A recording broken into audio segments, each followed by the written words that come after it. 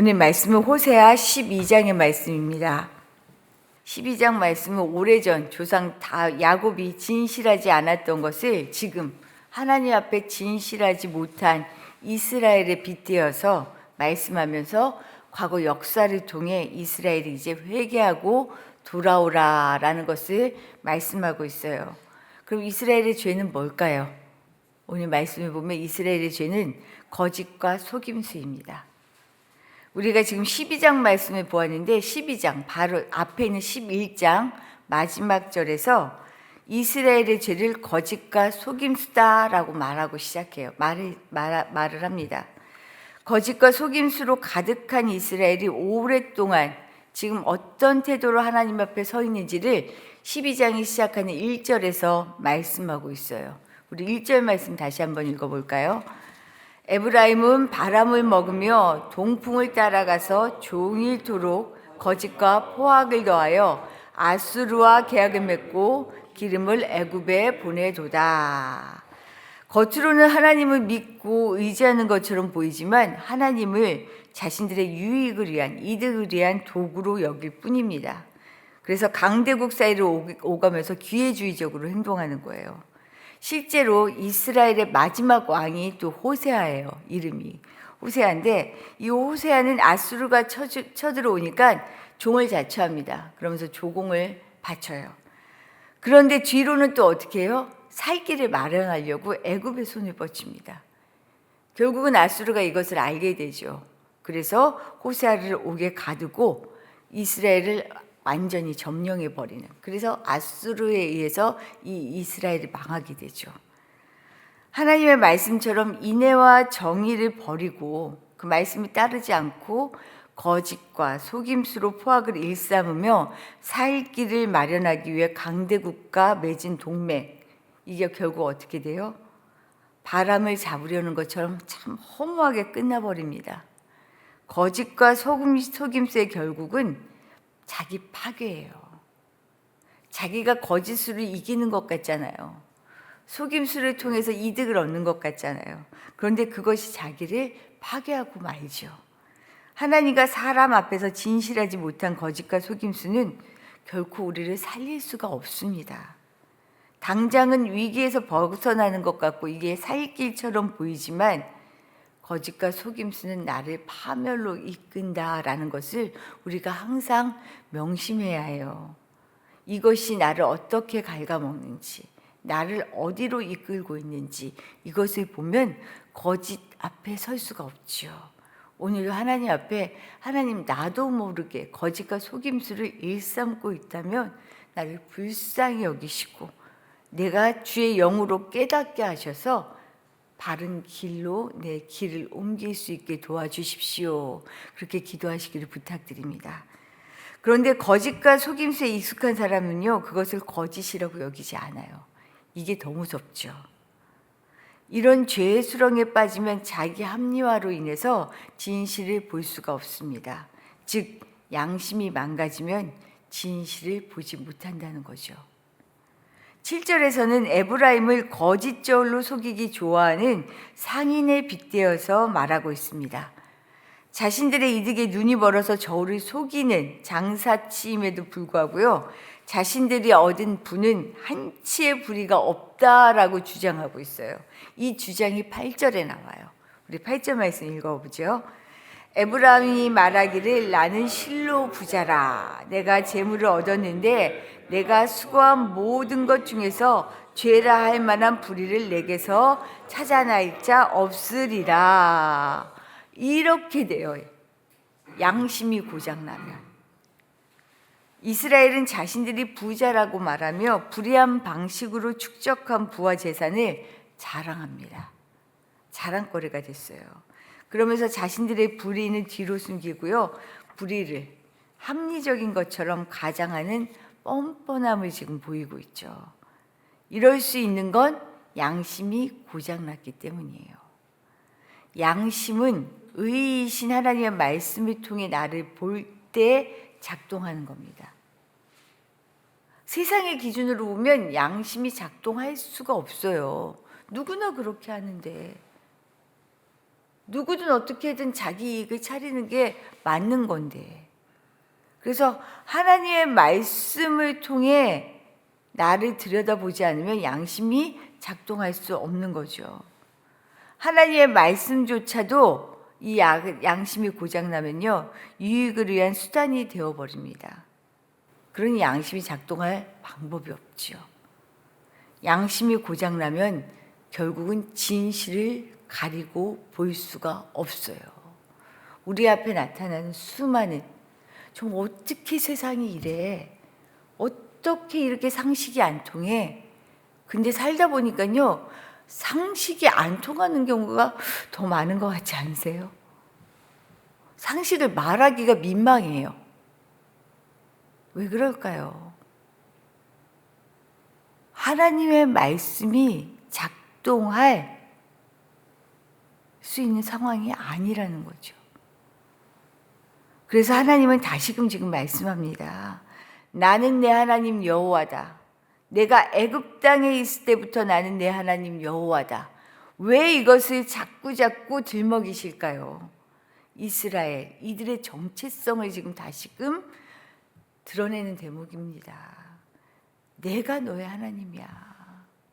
내가 너희의 인생의 주인이잖아. 너희가 나와 함께하는 것이 맞는 거잖아. 내가 너를 그렇게 불렀고 너를 내가 그렇게 자녀 삼았잖아. 이것을 지금 계속해서 불러일으키시죠. 나를 중심으로 살면 양심이 망가집니다. 나를 하나님의 사람으로 보는 그 정체성을 망각하면 양심이 작동하지 않습니다. 그래서 오늘 말씀은 이처럼 양심의 화인을 맞아 진실을 떠나 거짓과 속임수로 살아가는 이스라엘에게 경고의 말씀을 날리시는 거죠. 이 경고의 말씀이 지금 이 시대에 우리에게 날리고 있어요. 교회에게. 교회가 세상의 가치로 움직이면 더 이상 교회일 수 없습니다. 깨어 기도하라고 말씀하십니다. 교회로 바로 서기를, 우리 교우 한 사람 한 사람이 교회되는 이 역사가 우리 속에서 일어나기를 기도해 주시기를 부탁드립니다. 그럼 이들에게는 더 이상 아무 가능성이 없을까요? 심판밖에 남은 게 없을까요? 결코 그렇지 않습니다. 하나님은 간절히 은혜를 구하는 자를 만나 주십니다. 이들을 향한 하나님의 절규의 말씀 6절에 있어요. 우리 6절 말씀 같이 읽어보죠. 그런즉 너희 하나님께로 돌아와서 인애와 정의를 지키며 항상 너희의 하나님을 바랄지니라. 아멘. 야곱하면 모태에서부터 형의 발 뒤꿈치를 잡고 올 만큼 악착같이 자신의 몫을 위해서는 싸우고 속이는 것이 아무렇지 않았던 인물이죠. 형과 싸우고 하나님과 겨룰 정도로 손해보고는 못 사는 사람이었어요. 그래서 무언가를 늘 얻는 것 같아요. 그런데 어땠죠? 실상은 고향 땅을 떠나와야 했고요. 부모를 만날 수 없었고요. 속인 것 이상으로 삼촌 라반을 통해 속임수를 당하며 훗날 자신의 삶을 노년이 되었을 때 이렇게 고백하죠. 내가 참 험악한 세월을 살았습니다. 진짜 그랬어요. 자신의 이득을 위해 나를 세우며 싸우는 인생에 평화와 감사는 있을 수가 없습니다. 평화와 어떻게 보면 감사와 자신의 이득을 맞바꾼 것 같아요. 속이는 삶은. 이렇게 속고 속이며 살아온 조상 야곱처럼 이스라엘이 지금 거짓과 속임수로 살고 있습니다. 그리고 지금 우리가 이 땅에서 거짓과 속임수를 당연한 삶의 방법으로 삼고 살고 있지요. 이것을 비유로 말씀하시면서 오늘 말씀의 포커스는 그래서 너 벌 받아, 너 끝이야, 심판이야 하는 것이 아니죠. 야곱처럼 이제 두 손 두 발 다 들고 돌아오라라는 것입니다. 그러면 너희가 나를 만날 것이라 말씀하시죠. 4절의 말씀을 제가 한번 읽어드릴게요. 천사와 겨루어 이기고 울며 그에게 간구하였으며 하나님은 베델에서 그를 만나셨고 거기에서 우리에게 말씀하셨나니 가족을 속이고 쫓겨온 그가 한 몸 누울 곳도 없어서 돌베개를 베고 누웠던 가장 쓸쓸하고 비참했던 자리 베델에서 하나님은 야곱을 만나 주셨습니다. 가장 가난할 때, 가장 낮아졌을 때, 아무것도 의지할 수 없을 때, 그때가 하나님을 만날 수 있는 때죠. 하나님 앞에 뻔뻔할 수 있는 길은요, 하나님, 나 같은 사람이 진짜 될까요? 이럴 때 하나님은 우리 손을 잡아주세요. 그럼 이때를 내가 기다렸지. 그럼 너가 나 없으면 어떡해. 하나님이 이렇게 만나주신다니까요. 자신의 힘으로는 더 이상 살 수 없는 힘이 다 빠져서 오직 하나님의 도우심을 구하며 하나님의 사자를 붙잡고 늘어져서 내 환도뼈가 부러지는 것도 모르는 그 순간 하나님이 우리를 잡아주시고 만나주시고 새롭게 새 이름을 불러주시는 거예요. 이제 야곱이 아니다, 이스라엘이다. 우리가 그렇게 이제 다시 하나님 앞에 나와야 하지 않겠어요? 그렇게 불려주고 싶지 않으세요? 우리나라가 그렇게 새로워지기를 기대하지 않으세요? 이런 소망을 가지고 기도하며 나아갈 수 있기를 바랍니다. 자기 힘과 지혜를 의지했던 사기꾼 야곱의 인생을 받아 만나주셨던 하나님께서 이제 우리에게 너가 사기꾼이잖아. 그만 속이고 살아. 이제 나에게 와. 말씀하시죠.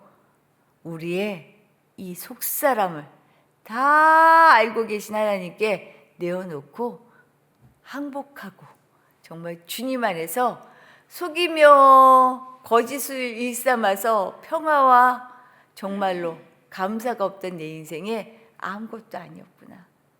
주님 앞에 항복함으로 평화와 감사로 살아갈 수 있는 우리 모두 되시기를 축복합니다. 주신 말씀 생각하며 기도하도록 하겠습니다. 우리는 살길 마련하겠다고 죄와 거짓을 일삼고 있죠.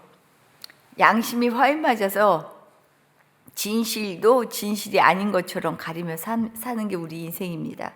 그러나 하나님, 이런 나를 불쌍히 여겨주시고 은혜로 덧입혀 주셔서 주님 앞에서 정말로 세상이 알 수도 줄 수도 없는 그 평화 속에 살아가게 해주십시오. 기도하시기를 부탁드립니다.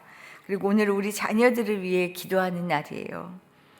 어린이부에서 청소년, 청년 믿음 안에서 살게 해주시고 정말 이들이 믿음으로 살아가는 길이 우리 교회를 통하여 열려지게 해주십시오. 알게 해주십시오. 경험되게 해주십시오. 기도해 주시기를 부탁드립니다. 군복무 중인 민형이와 해강이가 이제 다시 군대로 복귀했는데 하나님 건강하게 지켜주셔서 영육간에 늘 강건하게 해주십시오. 이제 진로를 위하여 우리 미나 기도해 주시고요. 건강을 위하여 우리 은정이 속히 수술할 수 있도록 건강을 회복해 주십시오. 기도해 주시고 우리 여행 중인 두 딸이 있어요. 하경이와 신영이 안전하게 여행 잘 다녀오도록 기도해 주시고 결혼을 꿈꾸며 기도하는 우리 청년들이 있습니다. 한 사람 한 사람의 이름을 불러가며 기도해 주시고 우리 양현주 권사님 따님 이번 주에 결혼하는데 건강한 가정 이룰 수 있도록 기도해 주시기를 부탁드립니다. 그리고 말씀하지 않아도 기도가 절로 나오죠. 우리나라 하나님 지켜주시옵소서. 한국 교회가 회복되어 이 나라가 바른 길로 가는 것이 우리 교회를 통하여 우리의 기도를 통하여 이루어지는 것을 목도할 수 있도록 정말 이 나라를 위해 기도해 주시기를 부탁드립니다. 기도드리겠습니다.